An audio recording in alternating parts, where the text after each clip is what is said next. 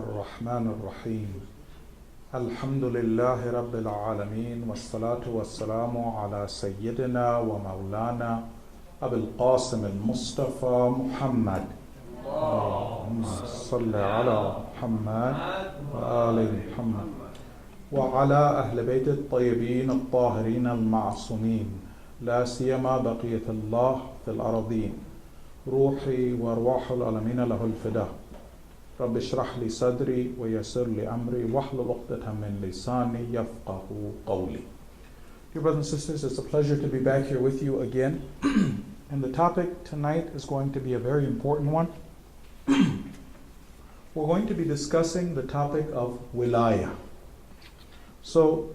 But with us as normal, we're going to inshallah be looking at the Quran for guidance and trying to derive the Quranic meaning of this noble and wonderful word. The word Wilayah is very familiar for a Shia audience. We hear it in our du'as, we read about it in our hadith. And for us Shias, it carries a lot of weight, and for careful Shias, they're people who would actually pray and ask God that, oh Allah, keep us with Wilayah, make us die when we finally pass from this world, make us pass with the Wilayah of the Ahlul Bayt alayhimus salam. What we're going to try to do is to first find out what Wilayah is, then we'll move to the Wilayah of Ali ibn Abi Talib. We're not even going to get to the Wilayah of Ali ibn Abi Talib in today's lecture, right? Just Wilayah itself from the Quranic point of view. And we'll see what it does for a society, inshallah. Through this discussion, we'll get a chance to see what happens if a society has Wilayah. We're also going to learn something else. Why is it that we have really harsh ahadith? Ahadith that explain to us that if a person doesn't have wilayah in the Quranic sense, their efforts are useless. If they were to give all of their wealth in sadaqah, if they were to stand every night and ask Allah, pray, right? Do everything in the way of Allah, but they didn't have wilayah, why is it that we have severe ahadith? I'll give you a little bit of one of them. I'm not going to read the whole one. This one is from the fifth Imam. So the Imam says this: Ama law anna rajulan. Know this. If there was a man, law anna rajulan qama layla, he would stand every night. He would pray every single night.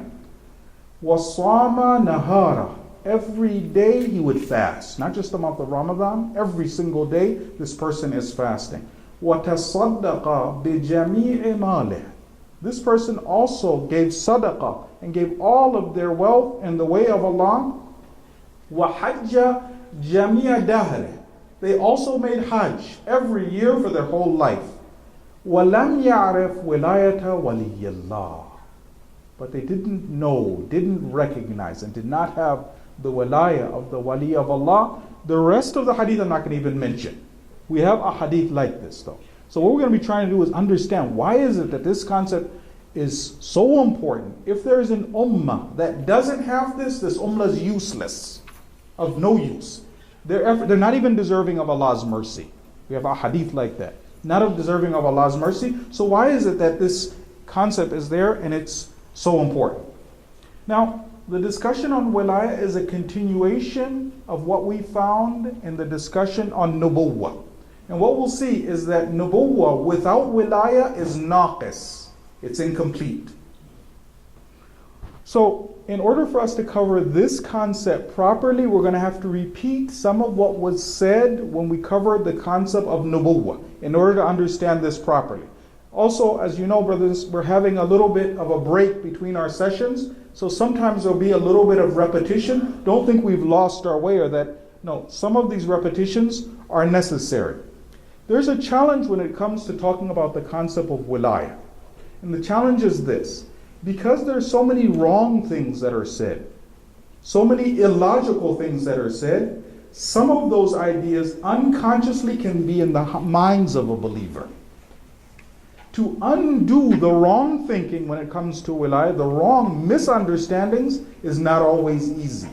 So what happens is, if people don't pay attention to a discussion like this, and this one I have to go slow, I have to make sure we cover the proper points. But if someone doesn't pay attention, one of two things could happen. Either we could assume this is what we've already heard before. We already know this. We've heard about Wilayah before, and not pay attention to what's actually being said. That's one of the challenges. The other challenge is that when we hear the Quranic perception of what Wilayah is, it's so different from what we might think Wilayah is that we feel estranged from the concept itself. The requirements that are there in order to be considered a wali, it might be so strange the person doesn't, to just feel that this is so unfamiliar, I haven't heard anything like this, but there's no other way other than us to kind of get this, the right concepts in our mind, inshallah.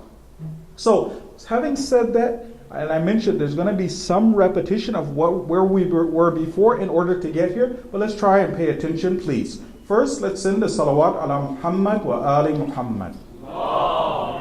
Salli ala Muhammad wa ali Muhammad wa ajjal farajahum. So first, brothers and sisters, we're going to start off with a question. The question we want to start off with is, why did God send Anbiya, and why did he send our prophet? And the answer is one that we're familiar with. The prophet was here to help all of us become true human beings and to acquire divine attributes. Right? There's a hadith, it's mentioned in this way. It says, تَخَلَّقُوا بِأَخْلَاقِ اللَّهِ. Adopt divine values.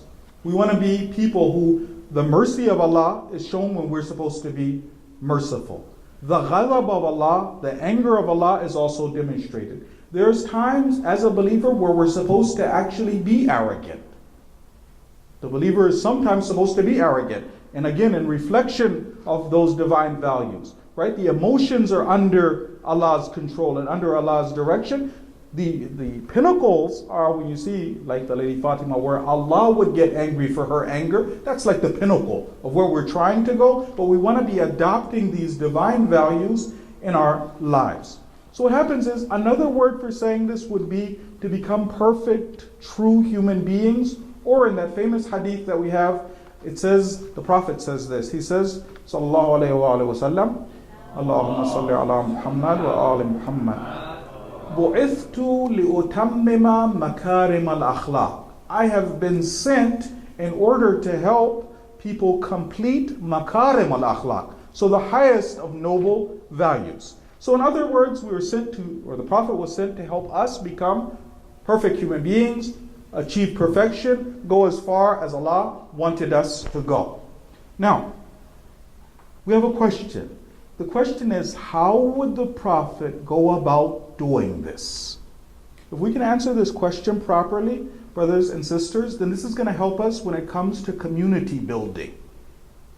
If we understand the concept properly, the method of the Anbiya properly, then we can start to form our strategies when it comes to community building. We'll be forming them around these concepts. So when it comes to community building, when it comes to how we run our families, this concept, again, I don't know how many of you have seen the clip where Ayatollah Khamenei is talking about the idea of having large families. And then he addresses the concept. He says, well, if I have a large family, how can I do proper tarbiyah of these individuals? Again, we'll see inspiration from this thought. So how we run our families, how we're going to arrange our social interactions. Again, we'll be getting inspiration from this point. And why it's so important for us as believers, wherever we are, because we might not always be in this community, but wherever we are in a community, why is it so important for us to establish full-time, completely Islamic schools? Why is that so necessary? Inshallah, some of the answers we'll be able to get from this discussion. So, let's go back to our question. How would the Prophet do this? The Prophet wanted to bring us to human perfection, become perfect human beings, تَخَلَّقُوا بِأَخْلَاقِ اللَّهِ. How would he do that? Where would he start? Would it be that the Prophet would whisper in every Muslim's ear? Every new Muslim, the Prophet would sit down with him, talk with him or her, convince them, explain to them. Would the Prophet make a monastery, a place of worship? People would gather. Would he make a hawza? Train some students and then send his students around the rest of the world, and those people would be inviting people? What was the method that the Prophet would use. And again, if you remember the previous discussions, we said this wasn't only our Prophet. All of the Anbiya, the Ahlul Bayt also had the same method. What happens is the Prophet wanted another way, which was going to produce more real results. This way that he was going to adopt would be one that wouldn't produce 1 or 2 or 10 or 20 mu'mineen. He was going to mass produce perfect human beings. He's going to come up with a factory. The word that the leader uses is a factory and a way of mass producing perfect human beings. So what was this method? Now, this method was going to take prophets a little bit longer than the first wave. Right? The first way of just going and he's sitting and he's whispering in people's ears, or he makes a little place and people come and do worship. That way, that produces results more quickly. The way that the Prophet's going to do it is going to take more time to actually get there and get this system created. So our question is, what is that factory? What's that factory that would mass produce the human beings? Because up until now, everybody would agree with us, and people, like people you've heard that nobody would dispute with you when it comes to mu'mineen, other believers. No one would dispute this first fact, the idea that the Prophet was here to help us become true human beings, to help us to acquire divine traits. Everybody will agree with us with that. That's the real discussion is how. What would the Prophet do? What was different about his system? What happens is that factory is the true Islamic community, society, and system. The factory that's going to mass produce human beings is going to be to create a true Islamic community and a true Islamic society. Now, our discussion tonight, the primary focus of the discussion tonight is not to describe such a community, but we're going to have to take a little bit of a history lesson. We'll know what we're talking about, what we're at least aspiring for, what we're working for, and then after that, the real discussion, which is Wilayah. So a true Islamic community is one where God is the head of the society. Allah subhanahu wa ta'ala runs this society. So what that means is the legal system, the legislation are coming from God in the society. So then that'll mean that the societies that we're in right now will be very quickly say, this isn't a true Islamic society until you have the judges are ruling based on Islamic laws. The legislation that's in place is based on God's laws. The hiring and firing, appointing and giving position is going to be based again on divine values. So God is the top of the pyramid and everyone else, all other human beings, are under God. War and peace are decided based on Allah's laws. Right? So the social laws, the economic laws, all of these things, the legal procedures, all of these things are being determined by Allah subhanahu wa ta'ala. And the example, if we want to give a historical example, is Medina. Right? The city of the Prophet, Medina, that's where we saw this was happening. So what happens is, if you remember, believers existed in Mecca. There were mu'mineen in Mecca. And those mu'mineen, if we remember, the mu'mineen even were under pressure, and then they would immigrate to places where they'd be able to worship Allah freely. But that wasn't enough. The Prophet did not, they immigrated, they went to Ethiopia, they went to different places, right? That wasn't enough for the Prophet to say, no, alhamdulillah, now the mission has been taken care of. No, they had to go and build a true Islamic community.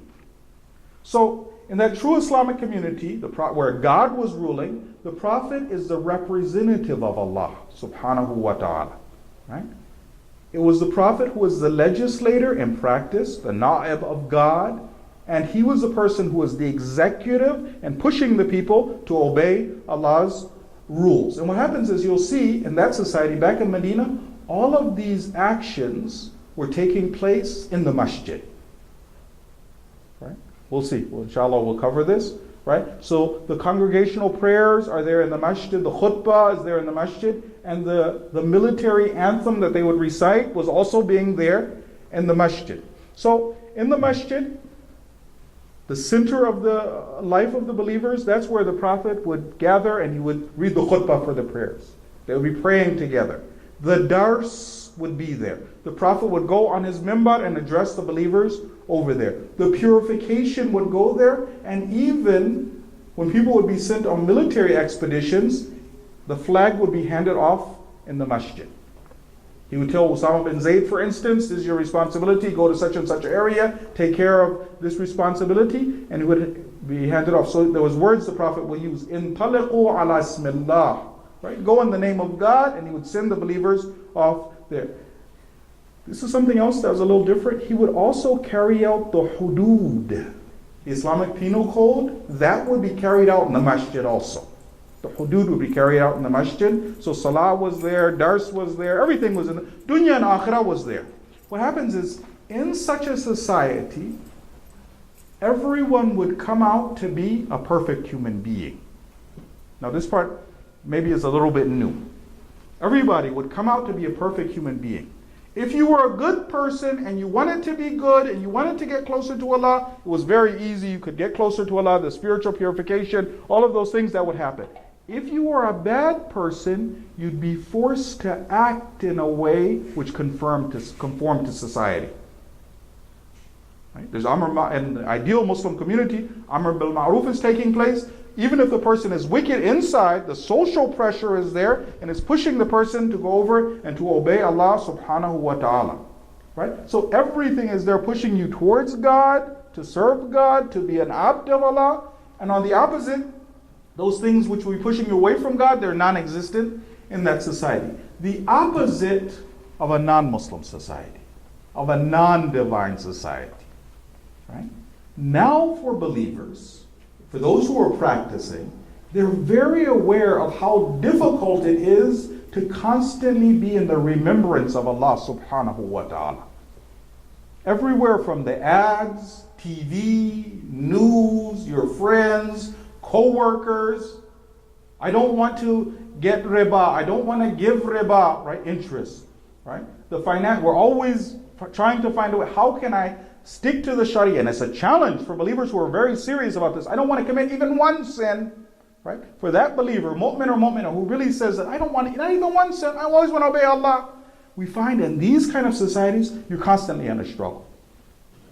If you want to say, at least I don't want to be one of the ghafileen, the people who are not thinking about Allah. I want to be, every activity that I'm doing is something that's bringing me towards Allah subhanahu wa ta'ala, where everything here is distracting us from God, deliberately.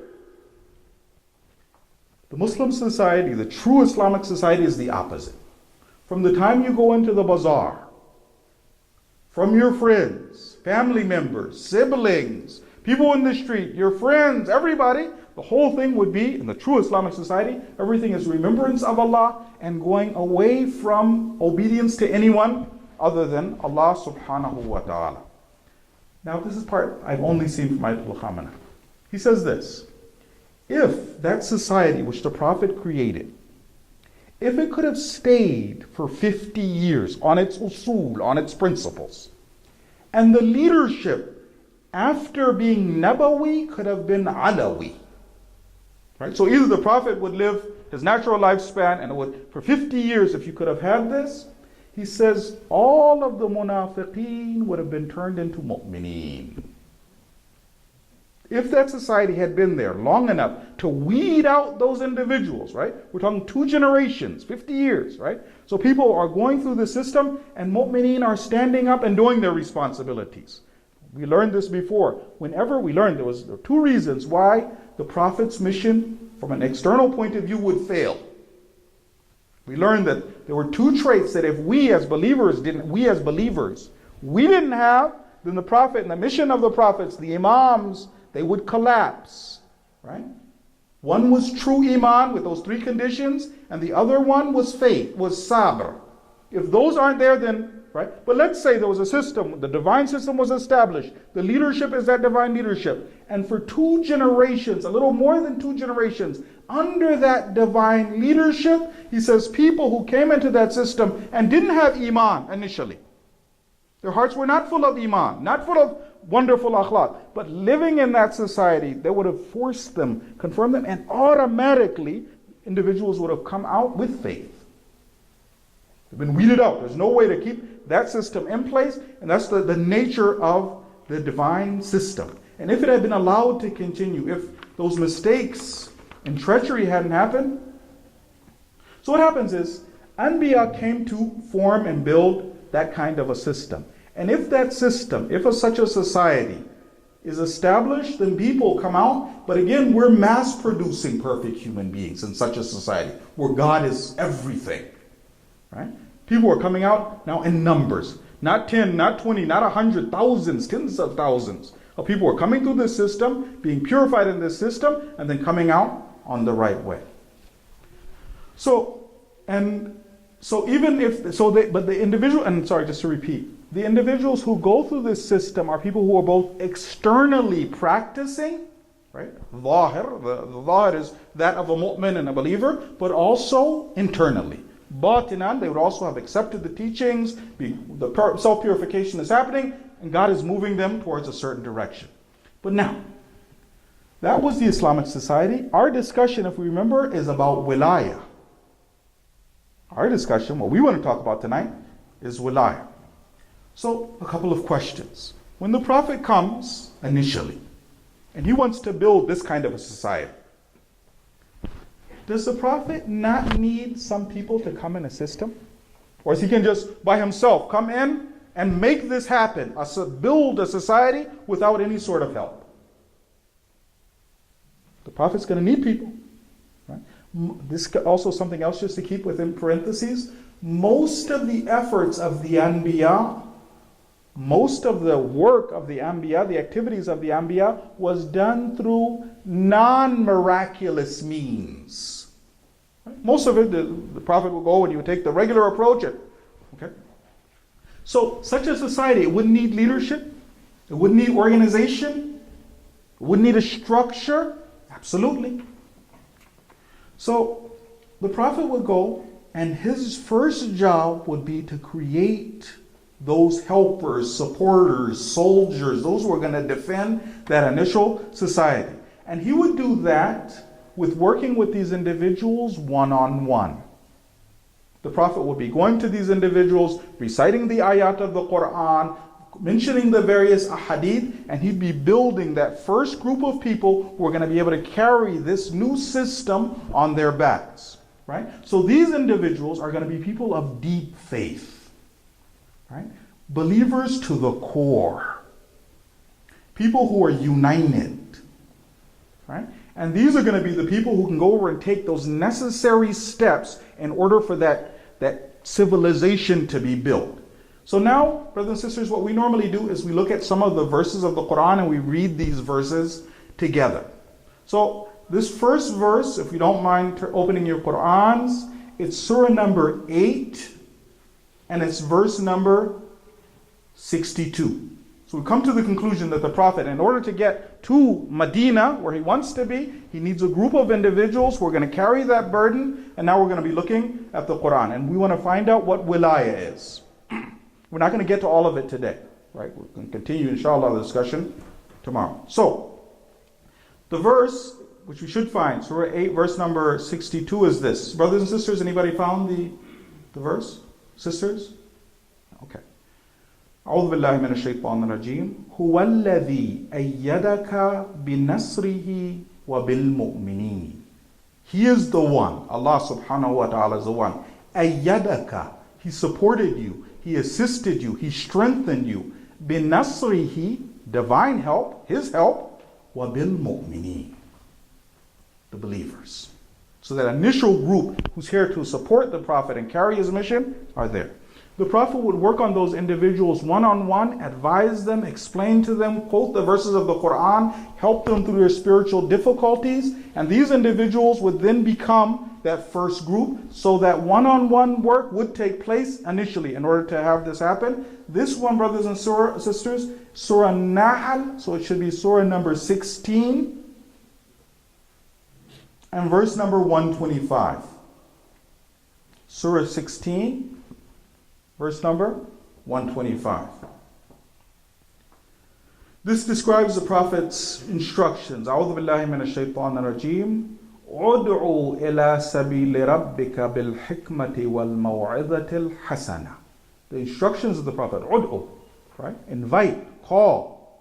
With what? With wisdom. إِلَى سَبِيلِ رَبِّكَ بِالْحِكْمَةِ وَالْمَوْعِظَةِ الْحَسَنَةِ. So the Prophet would spend that initial time working on that first group of believers, training them, talking to them, and those verses of the Quran would have that effect of training them and getting them ready so their hearts would be full of iman. What would happen after this is that two lines would form. Two camps would form. So although those believers were still living in a society which was based on jahiliyyah and non-divine values, there would be now a camp that is with the Prophet, right? A group that's with the Holy Prophet, right? And battle lines would form, right? These individuals would be with the Prophet, they believe in the Prophet, they believe in the mission. Who are the people in this camp? So there's now the camp of kufr versus the camp of iman, and the people who are in this camp are the mu'mineen. These individuals, Allah again describes them in the Quran. This one, brothers and sisters, if you can turn to surah number 5 and verse number 54. One of the traits of this first group of believers, which is very important for this first group of believers, is this. If you can find the verse, it says this. وَلَا يَخَافُونَ لَوْمَةَ لَائِمٍ. That first group of believers would be people who were very strong. They didn't fear the blame of any censurer. Other people going over, criticizing them, talking about them. Maybe later we'll cover this in the verse of the Quran. Every prophet was mocked. People would make fun of him. That was one of the strategies of the enemy, was to make fun of the believers. Make fun of the prophet. Every single prophet was mocked. Which means for us as believers, there's no way for us to continue and tread the path of the Anbiya and not expect to hear harsh words, criticism, mocking, right? Every prophet would get that. But these individuals are people who la yakhafun. They're not afraid. Lawmata la'im. People were going over, criticizing them, talking about them. They were not afraid of this. So they're living in that society, which is based on non-divine rules, the society of Jahiliyyah. Now, the Prophet would have to do something so that this little group wouldn't be swallowed up by the majority. Right? We're in a small group, the main thoughts, the propaganda machines, everybody, society is moving in one way, and the Prophet wants to preserve one small group of believers and move them in the opposite way, even over there in that society of Jahiliyyah. So what happens is, this little group needs to remain connected to one another. They need to be so strong with one another, nobody can get in between the members of this first group. The larger society cannot take, and I'm going to give you several examples. I'm going to give you one example today, inshallah, but the other examples later for us to first grasp the concept. We want a society, we want to see this little group that's formed within the society based on Jahiliyyah, where the bonds that connect this first group are so strong, no one can get between them. Right? The ideological bonds, even stronger than that of family, stronger than that of blood. So what happens is, otherwise they get swallowed up. It's easy for them to lose the way. Because they're the future, these people need to be protected. Right? They're going to be the people who are going to actually build that new civilization. They need to be protected and need to be kept so that they're influenced by their own thoughts, not by the thoughts of the majority. What happens is, these groups, this connection that's there between them, if I want to give you an example, the example will be this. Imagine you have a group of mountain climbers. Right? So imagine blizzards, right? A group of people are trying to make their way up to the top of the mountain. A small group, and these individuals are connected by a rope, right? Each one of the mountain climbers, I have to be concerned not only about myself, but the rest of the members of the group. If one of us falls, right? Two of us fall, they can even pull the rest of the group down. So we're so connected, we're tied, we're connected to one another. We're all looking, we're pushing, going up the mountain path, right? But everybody's connected to one another, looking out for one another. We won't let anything come between us. Nobody can cut that rope. That connection, brothers and sisters, is Wilayah. The connection that's there, that's holding these individuals, they're united in although they're going in a different way, that connection, we're going to go to, inshallah, cover the Quranic verses later, right? This is way before the Wilayah of Ali ibn Abi Talib, but that connection that's there between the believers, holding them together, that thing that's holding them and making them one group is going to be what we're going to call Wilayah. So later, inshallah, now that you have the examples, we're going to stop now. We'll be going, inshallah, later to the verses, which are going to describe this concept of Wilayah with more examples first for us to grasp the concept, and then, inshallah, to be able to implement it, do our planning, and prepare ourselves for the next step. But we'll end, inshallah, with salawat ala Muhammad wa ali Muhammad.